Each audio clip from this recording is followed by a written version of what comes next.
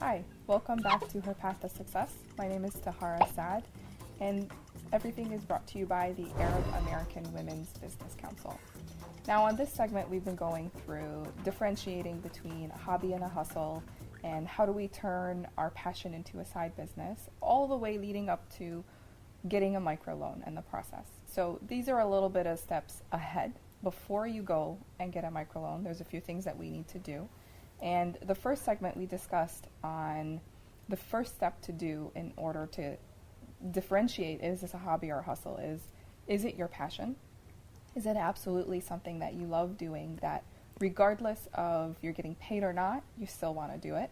If you answer yes to that question, you go to the next one and say, okay, is this a viable business? Can I actually turn this into a business and make a profit at some point?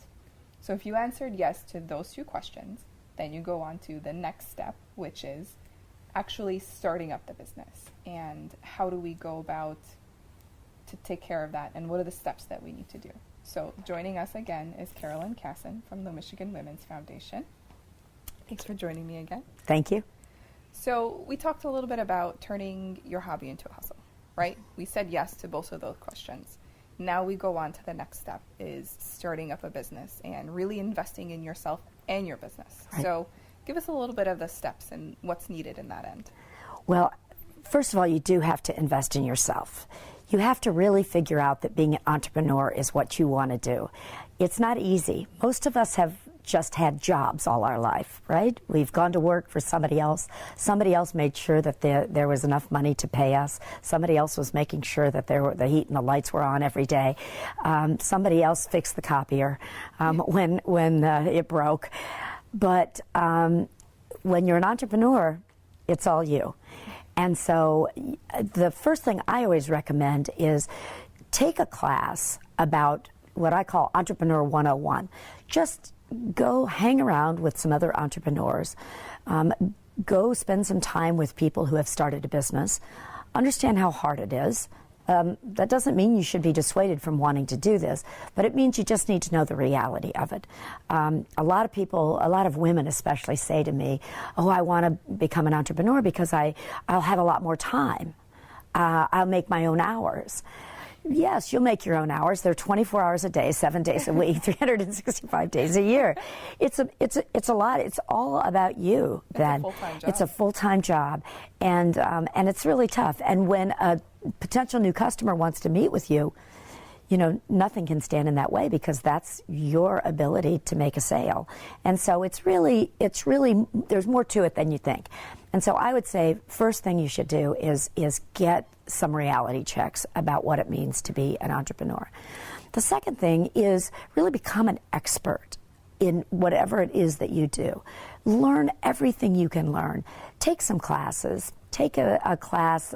Start to go visit your competition.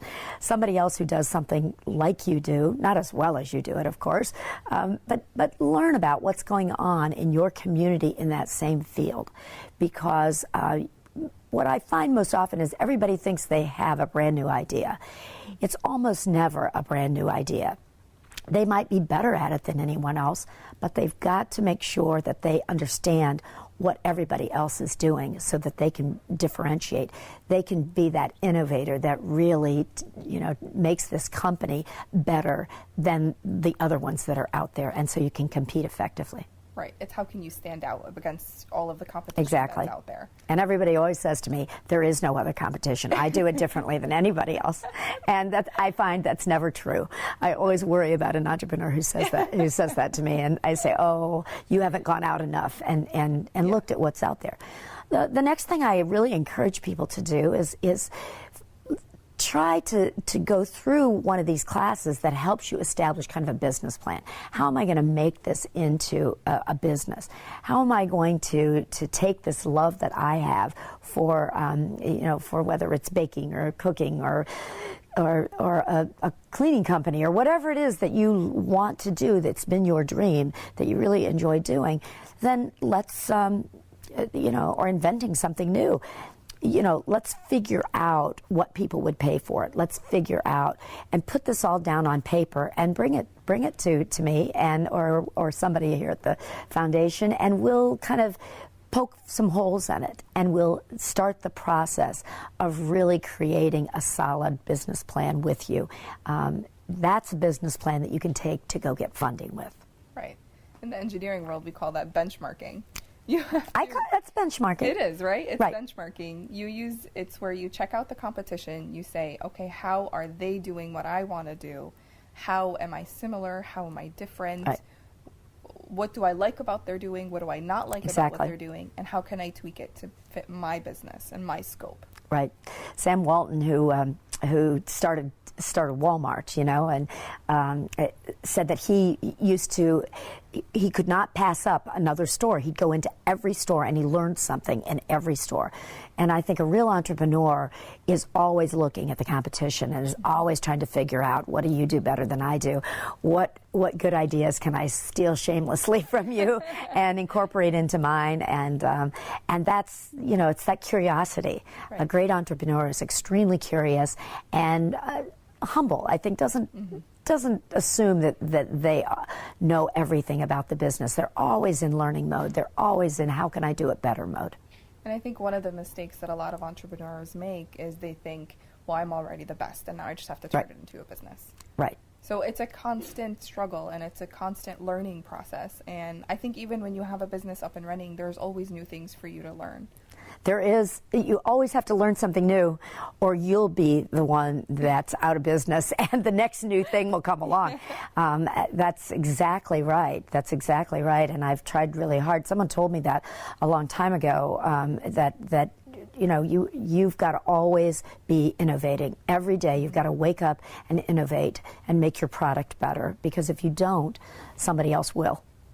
That's great advice. Yeah. So I think the key takeaway here is once you've decided that, yes, I can turn this into a business, it's now attend workshops, go to classes, take whatever information and education you can get on the steps that you need to take to start a business, because it's very lengthy. You have to think about finances, and you have to think about logistics. Is this a service or something that I can start of my house? Do I need an office? There's a lot of questions that you need to ask. There's a lot of regulations, some things you can do in your house, some things you have to be certified for, all those kinds of things. And if you don't know where to go, there's a huge entrepreneurial ecosystem out here, and we've helped to really create a very special one for women. So just call us. Call and just get some information from us. You don't have to commit to anything. You don't have to apply for a microloan. You don't have to quite often, you don't have to pay very much for things. We have classes all year round. We have partners who have classes throughout the whole state of Michigan. We have workshops that people can attend that are either at no cost or low cost. And so just take advantage of everything you can possibly take advantage of for the next few months. Great. So again, step one, figure out if this is your passion and if you can turn it into a business. Then step two is get as much education and as much learning and classes under your belt that you possibly can, and really benchmark against your competition. What are they doing that you need to learn from? What are they doing that you like or you dislike? And how can you then apply that to your own business plan? And then at the end of that, you create a business plan through the use of the Michigan Women's Foundation. There's a lot of resources online as well. Don't be afraid to ask. And I think that's another key thing for entrepreneurs is always ask and always make sure that you're gaining as much insight from everyone. Remember, women ask for directions, so we don't have any trouble doing that. We'll stop and ask anybody, and so don't apply this to your business too. Perfect. Thank you so much for joining me today, Carolyn. Thank you.